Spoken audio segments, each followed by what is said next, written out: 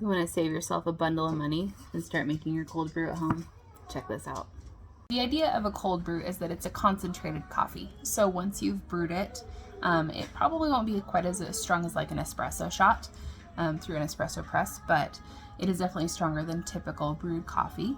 And the idea is that you take that concentrated coffee and then you cut it either with water or milk or whatever thing that you want to use. And of course, strength is up to your preference. So this is essentially just a 64-ounce mason jar with this specialized lid, and inside is a filter to put all of your coffee grounds in. So essentially what you're doing is you are taking the filter out. This is one that I'm going to go ahead and put into a different jar and start a new batch, but we like to keep this filter in. Some people take it out after the first 12 or 24 hours. We keep it in just to make it a little stronger because we like our cold brew stronger, but to each his or her own. So when I'm not using, when I'm ready to pour my coffee, I have this other cup handy, and I just stick this in here, and it's nice because it'll actually drip out the extra here while it sits on the counter. This comes with this nice fine mesh strainer, or filter rather, and also has a brush with it to help clean it. So once I've got the filter out of there, I've got my cold brew coffee here ready to go. I'm going to go ahead and put this in another jar real quick.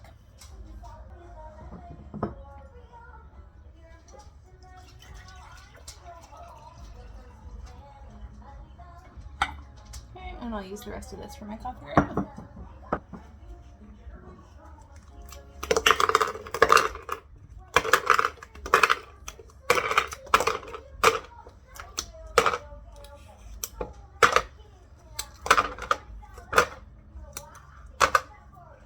I love these ice trays. They're made of silicone, so it makes it really easy to pop the ice out.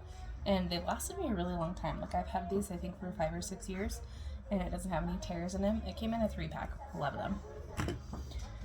Okay, I've got some ice in my cup. I'm going to go ahead and give this a little swish because it tends to have a little bit of fine coffee settled down to the bottom. Let's get that all mixed up, and I'm going to pour that in here. Now, coffee, in any instance, is really just a matter of preference. It's going to get a little bit stronger and a little bit more bitter if you keep the coffee ground filtered in longer. I don't mind that. I like a little extra strength to it.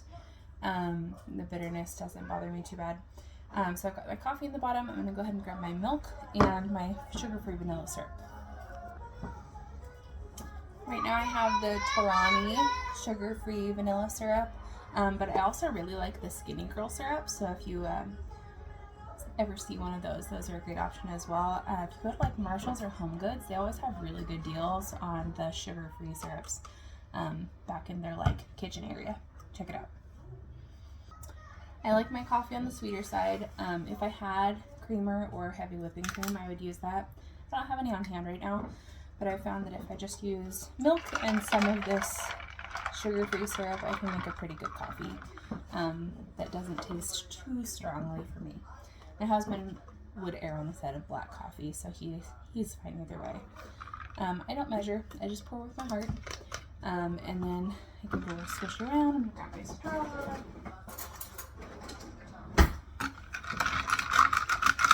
I love these straws. They're like a rainbow chrome. I got them for Christmas a few years ago. They're my favorite. That's great. I'm going to use just a little teeny bit more milk, just because I used a little too much of that syrup, and I think that'll be perfect. So, got my coffee for the morning. Kind of a huge cup. These are 32-ounce cups that I believe I got off Amazon, but their color change. I don't know if you can tell, but it's darker down here and lighter at the top. So it, I've got 2 different colors. I've got these pink and purple ones, and I've got like a pink and orange one. Pretty cool cups. Okay, so that's it for making my coffee. Now let's start a new batch of this. So the first thing we need to do is empty out the grounds out of here. I'm going to go ahead and use this extra in my coffee for today. And we will take this filter over to the garbage.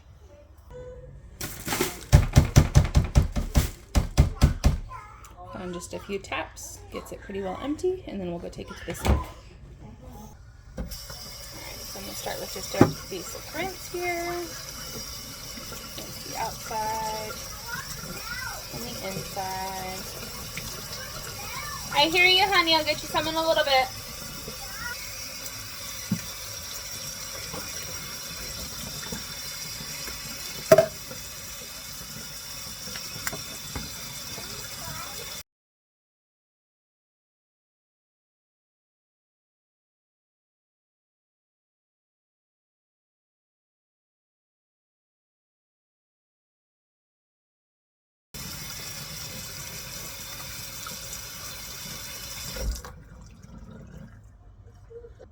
I'm also going to rinse out the jar.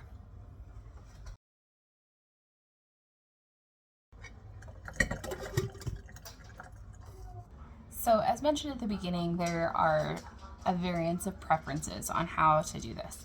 The instructions on my set when I got them said to put in a cup of coarsely ground coffee beans into the filter and then fill it up to the top. Other things I've said a cup and a half or fill it to the top. So it's all kind of a matter of preference. Obviously, the more grounds you have, the stronger it will be. The longer it sits, the stronger it will be. So there's a lot of variability in there. There's also differences with different kinds of beans you use. I typically just use the espresso style beans. So all of those different factors are going to end up with a different result for you each time. So what I'm going to do today, I usually grind my own beans, but the last time I did my shopping order, I accidentally got ground coffee instead. So it's not quite as coarse as I normally would have it, but I'm just going to go ahead and use my ground coffee, and I like to put it about an inch below the top, maybe an inch and a half. I know that that's not a legitimate measurement, and it will vary again based on how you do it, but that's what I do. I think that comes out to about a cup and a half, maybe a little bit more if you were to measure it out. So right around there. So I'm going to go ahead and do that now. So I've got the Starbucks espresso roast. And I filled that right about an inch, inch and a half below the top. Okay, and then the next step is just to go ahead and put water down in it. You can do like room temperature. I do a little bit on the warm side. I don't know. I think that it probably lets it brew a little faster. I don't know, but it's not a hot brew, it's cold brew. Anyway, fill it with water. You're gonna have to do it in kind of like batches because it will have to filter through. If you do it too fast, it's gonna go over the top. So let's go ahead and do that next.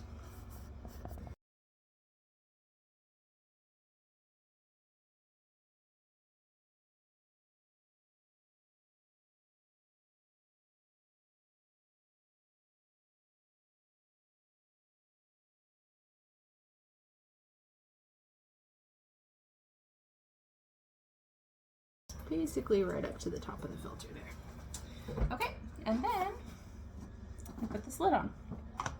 So the lid goes on, and I love this because not only does it give you a good seal for the jar itself, once you take the filter out, it also has this convenient pour spout and handle, which work great.